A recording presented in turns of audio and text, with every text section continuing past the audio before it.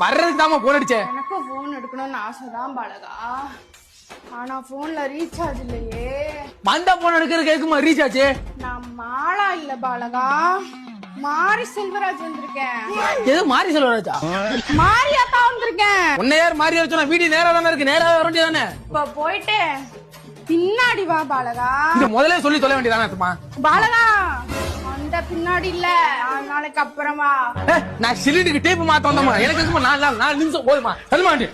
வாங்க வாங்க, அண்ணா டீ சாப்பிடுறீங்களா? அவனும் ஊத்தி நாய்க்கு ஊத்து.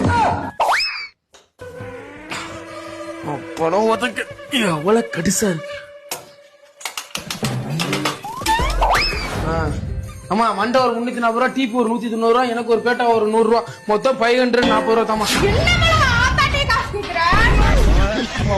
என்ன கூட காசு வேணாம் மாமா, அங்கே காசு கூட கால வேணாம் தாயா ஆத்தா. ஐயோ என்ன பண்ற?